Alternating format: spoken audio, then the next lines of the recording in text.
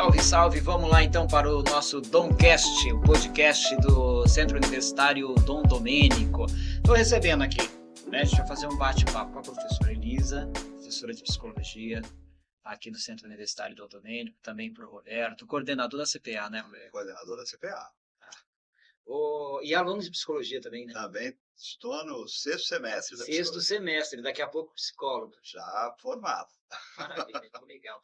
Ô, Elisa, daqui a pouco eu vou querer falar com você, eu não posso esquecer disso, que é a questão da escola clínica. A gente não pode esquecer. Mas antes, eu queria dizer o seguinte, hoje é dia 2, a gente está gravando dia 2 de setembro, e a gente tem aí o Setembro Amarelo. Eu queria começar com esse bate-papo com vocês dois aqui, futuro psicólogo, professora de psicologia, psicóloga, sobre o Setembro Amarelo. Ainda é um tema polêmico essa questão da prevenção do suicídio? É muito interessante. Apesar de se ter, né, a data, apesar de ter a cor associada, coisa e tal, você percebe no Instagram, pelo menos eu percebo, quando a pessoa vai falar suicídio, ela tira o som, porque parece que essa palavra, se aparecer, o vídeo é derrubado. Então, algum preconceito ainda existe em relação a isso. Sim. Eu pensei que fosse uma questão nossa, pessoal, de repente, na hora de falar mesmo, a gente meio que... Não, mas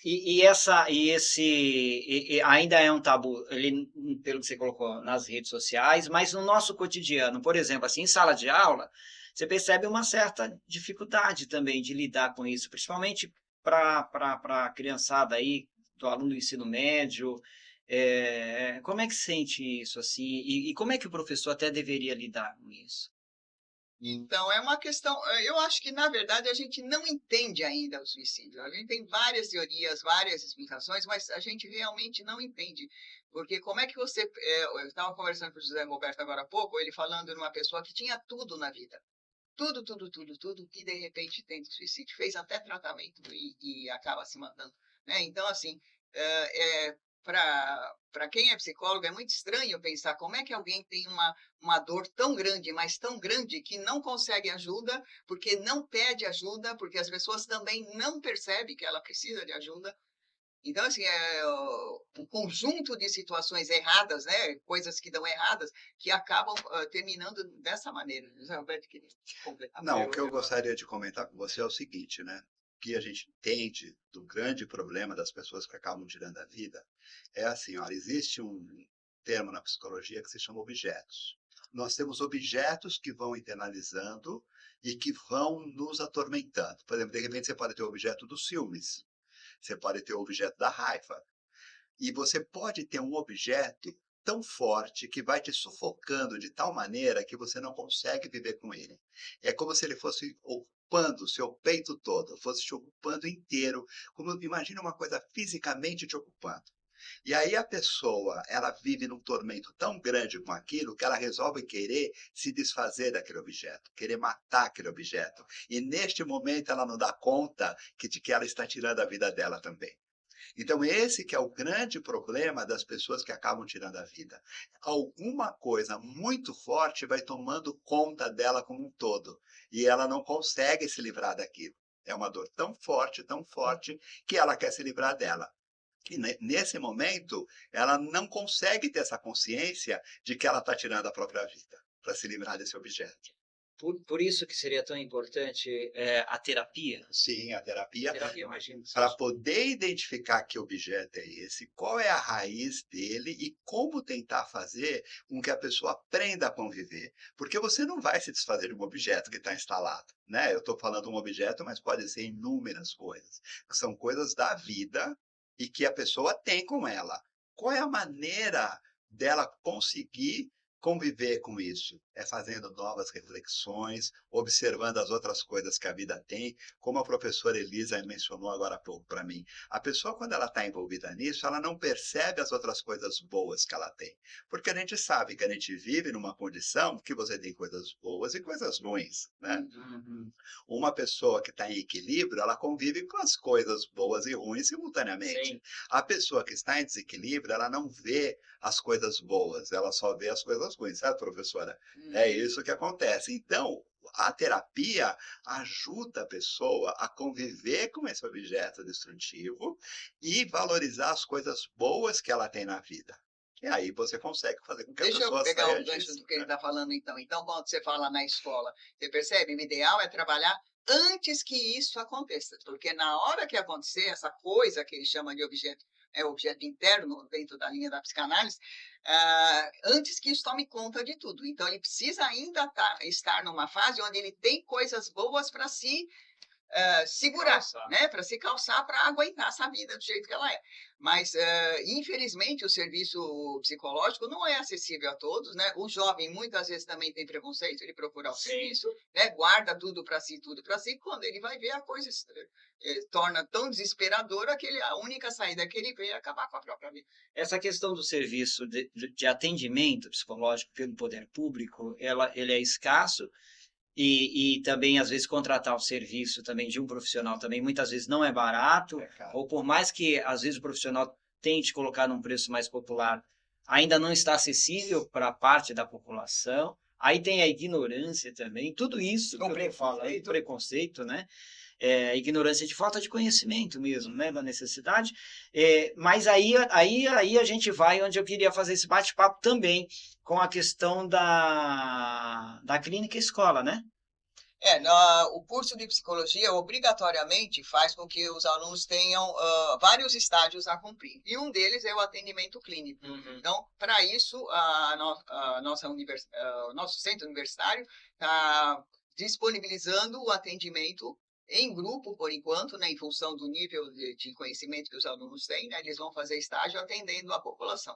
Por enquanto, é para principalmente adultos, e se houver demanda para adolescentes também. Vai ser, por enquanto, atendimento em grupo, porque a gente não tem capacidade para atender ainda um volume muito grande, né? E as inscrições foram feitas, não sei se estão abertas ainda, porque eu acabei me... Não, estão abertas. Ainda estão abertas? Estão abertas, e isso daí, para mim, eu acho que é um serviço que a instituição vai dar para a comunidade extraordinário. Porque isso que você mencionou é o fato, né? É caro, né? A terapia é cara, ela não é barata. Como você disse, por mais barato que o profissional pobre, para uma pessoa com poucos recursos, né, fica difícil. Sim. Né? Então, esse é um serviço que eu acho que vai colaborar muito com a comunidade carente que a gente tem aqui no Guarujá. E vai ser um serviço constante, porque assim, depois dessa turma vem outras turmas, a gente tem outras turmas de psicologia, então é o serviço que veio para ficar. Olha, assim, o alunado é no padrão do Zé Roberto, hein, gente? Porque você viu, ele fala com uma propriedade, né, muito É um bacana. excelente aluno. É um excelente aluno. É nesse nível, gente, não é? E aí acompanhado também pelos professores, Sim, não é isso? tem supervisão dos professores. E muitas vezes o que a gente precisa é falar, né? Uhum. Porque, assim, eu vejo assim, né? Às vezes a pessoa vai no médico e fala assim, o médico não era um bom médico. Aí você pergunta, mas por que não era um bom médico? Porque não me ouviu, nem olhou para mim. Não é assim? Uhum. O médico é excelente. Por que o médico é excelente? ele me ouviu, prestou atenção. Então, essa necessidade de olhar, de falar, de ser ouvido, tem muito a ver com a questão da terapia, não tem? O nosso instrumento de trabalho é a fala, né? É a fala, É né? a fala, a gente trabalha com a fala. E a grande diferença, às vezes, as pessoas confundem, como você estava falando, né? Às vezes você fala com um psicólogo pensando que é igual falar com um amigo. Não é como um amigo, né? Ele tem uma teoria na qual ele acredita, na qual ele se embasa para poder resolver os problemas que essa pessoa traz. E ele não julga também. O mais importante é isso, porque a pessoa que está pensando em suicídio, ela às vezes tem algumas questões que ela acha que ninguém pode saber. Ou que se souber vai ser uma coisa assim, que vai destruir pessoas, né? Que é uma coisa horrorosa. Então, o terapeuta, ele não julga as pessoas, ele tenta maneiras, ele usa ferramentas de acordo com a teoria que ele aplica, né? No paciente para diminuir o sofrimento dessa pessoa que procura ajuda. Que legal. Agora sim, o Roberto estava falando nessa questão do atendimento, né, desses objetos internos, né, Roberto, você comentou, e aqui eu tô aqui pensando também que muitas vezes a pessoa passa por essa situação e ela pensa que aquilo é eterno, e não é, né? É passageiro, isso é importante esse entendimento também, né, seja na questão do suicídio, ou em qualquer outra questão de uma disfunção emocional, psicológica, entender que isso é passageiro também, né? Se ela entender que é passageiro, de repente ela não chegue ao fato consumado. Será? O exemplo que a gente pode dar é o luto, né? Você perde alguém, você entra num processo de luto, naquele período grave do luto, dependendo de quem a pessoa perdeu, né, ela pode entrar num desequilíbrio, mas Uhum. é um desequilíbrio que, se for um desequilíbrio teoricamente normal, ele é passageiro, é isso que você está falando, ele passa, né? Então, assim, faz uma terapia, ajuda muito melhor, muito mais rápido, né, do que se fosse um outro tipo de problema. Mas, normalmente, é o que você disse, né, os problemas são passageiros, né? Mesmo porque a gente vai procurar ajuda para resolver. Sim. A questão da pessoa com tendência suicida é isso, ela sofre sozinha, acha que não tem como resolver, que ninguém pode ajudar. Por isso que eu disse, o trabalho tem que ser preventivo, antes que ele esteja nesse nível, que nesse nível ele não enxerga mais nada, nada ajuda, ele já está no nível de que, mesmo o terapeuta falando, ele já não ouve, porque ele já decidiu que não tem mais jeito. Aí Então, ele o quer acabar com trabalho, o sofrimento, como falou o Sim, Roberto. dependendo do grau, né? sim, o trabalho tem que ser preventivo, com certeza. E a automutilação tem muito a ver com o suicídio? Né? É uma forma de... Na verdade, assim, eu atendi alguns casos já, né, desse tipo de automutilação, tem a ver com diminuir a dor emocional. Então, eu provoco uma dor física para diminuir a minha dor emocional. Então, na verdade, você percebe que é alguém que ainda tem saída. Por quê? Porque ela percebe a dor e ela acha uma alternativa errada, mas ela acha uma alternativa para diminuir essa sensação de dor. E qual a solução, hein? Tem solução, tem tratamento? Seria a própria terapia? Sim, Porque a assim, nas terapia, escolas... acompanhamento dos pais também, É, no caso de jovens e crianças, é o que eu estava falando com o Zé Roberto agora há pouco. Muita gente associa a adolescência com reclusão. É normal ficar fechado, não falar com ninguém, não querer comer, não querer sair junto, acha que é normal, né? E aí não sabe diferenciar um comportamento dito normal de se esconder, né? De ficar lá dentro enferrujado, né? uhum. Dentro do seu quarto, de um sofrimento. Então, muitas vezes os pais não percebem e não procuram ajuda nesse momento, porque acham que é normal. Quando vão perceber, só vão perceber quando a pessoa tenta o suicídio. E muitas vezes não consegue, né? Graças a Deus. Agora, quando não consegue, aí a gente vai atender, mas infelizmente é o que o José Alberto falou. A pessoa tenta de novo. É, né? Então, assim, o ideal, na verdade, o atendimento é possível, resolve algumas coisas, mas muito pouco nesses casos. Então, o ideal realmente é trabalhar com antecedência, trabalhar com prevenção. Com a Não prevenção. permitir que isso aconteça. E tem um pouco a ver com o que você falou, a gente não falou muito, mas, por exemplo, as mídias sociais têm atrapalhado bastante também. Sim. Porque o adolescente está muito ligado a o que ele vai conseguir, o que ele vai ser, É. né? O que se espera dele. Hoje em dia, todo mundo se mostra com sucesso, ganhando 100 milhões, tendo não sei quantos likes, quantos seguidores, e ele, de repente, um simples menino da idade dele, com a sua vidinha de trabalhar, estudar ou só estudar, então ele não alcança aquele modelo, pode entrar em desespero. As meninas, principalmente em relação à aparência física. Uhum. Então, na verdade, as mídias sociais têm atrapalhado bastante também, né, no sentido de perturbar ainda mais a cabecinha dos adolescentes e das crianças. Nessa questão. E dentro dessa visão de prevenção, então a gente volta para o início do nosso bate-papo, que de repente o melhor é falar abertamente mesmo sobre a questão do suicídio, mas com propriedade também. Eu fico às vezes preocupado, assim, porque é um tema delicado que para falar precisa ser provocado, porque muitas vezes eu entendo o professor ou qualquer outra pessoa que tenha receio, alguém da família, para não servir de gatilho, né? Uhum. Tem esse risco também, né? Eu não sei. Ou é uma coisa Gostaria que de faz falar? parte? Não, pode falar. Não sei.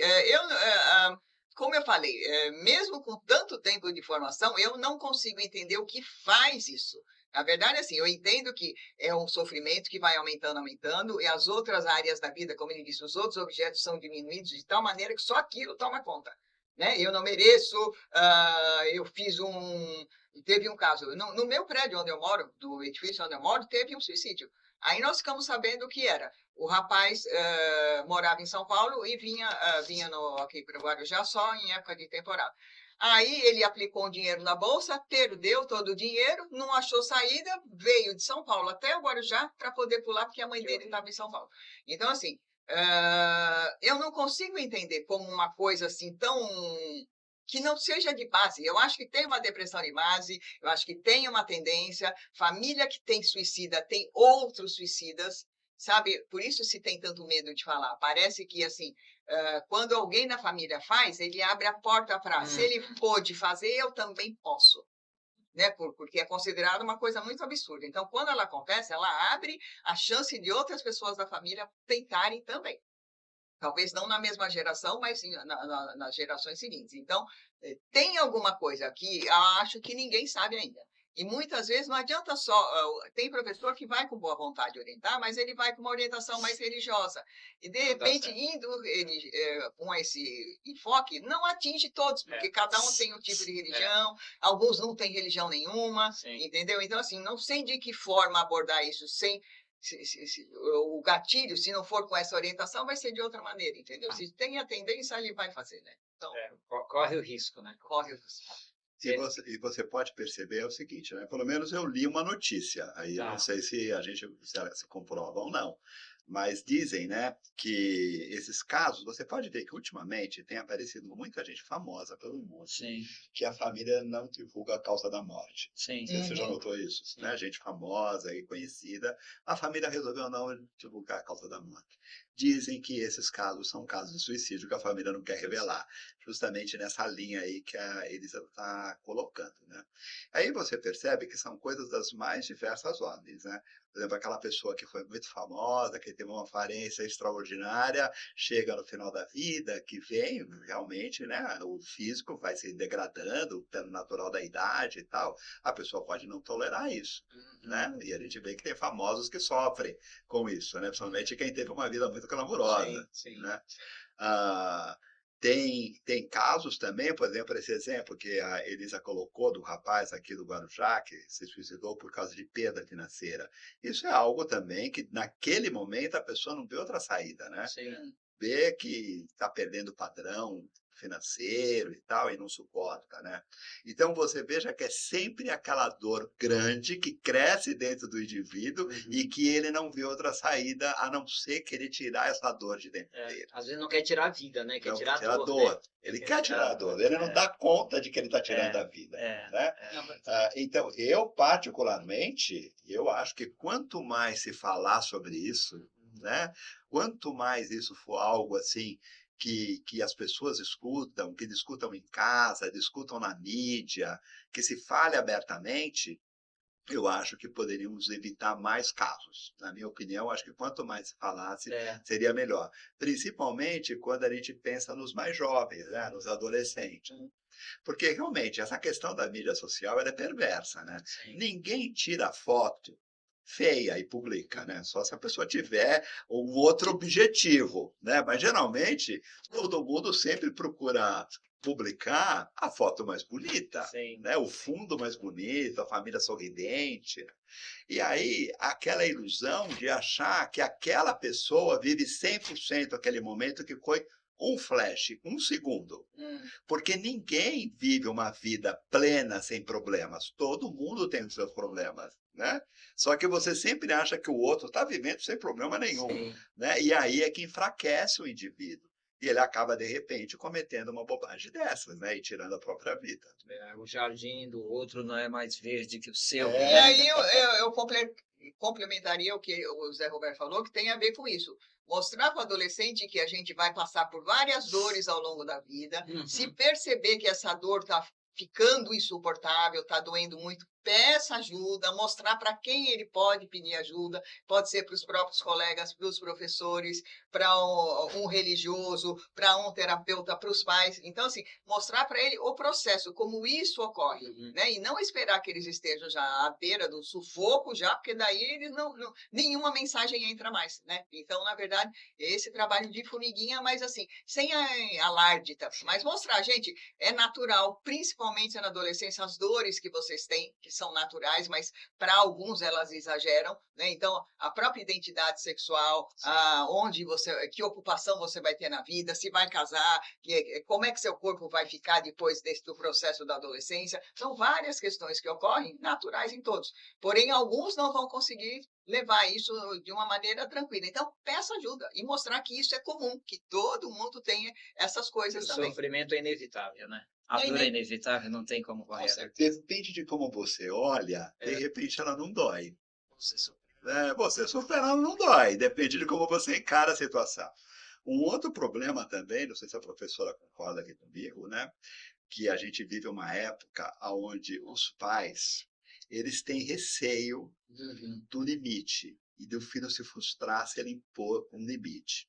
Aí um exemplo que outro dia foi me dado, que eu achei que foi bem bacana e que eu quero colocar aqui, é o seguinte: imagina se você está, uma criança, num topo de um prédio, e em volta deste prédio não tem nenhuma grade, não tem nada, né? A criança em cima daquele prédio, ela vai ficar muito insegura, porque ela não sabe até onde ela pode ir, que ela pode cair, Olha que legal. né?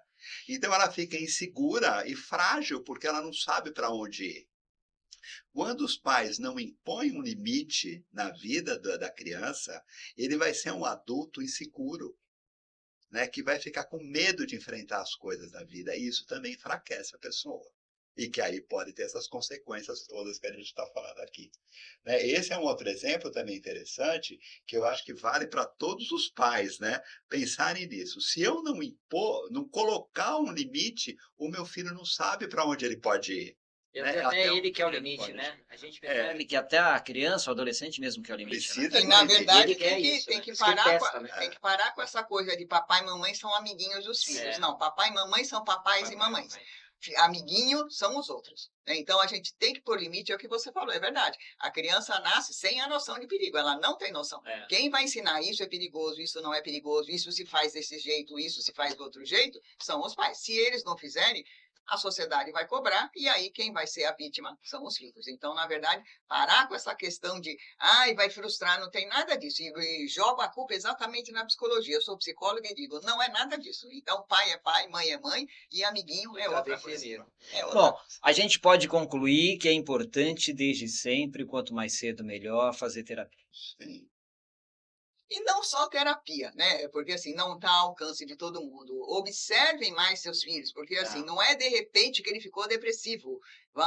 Gradativamente ele vai mudando e cabe aos pais observarem isso e procurar ajuda assim que perceberem alguma coisa fora do normal. entender se acompanhar direitinho, essa fase passa também. Sim.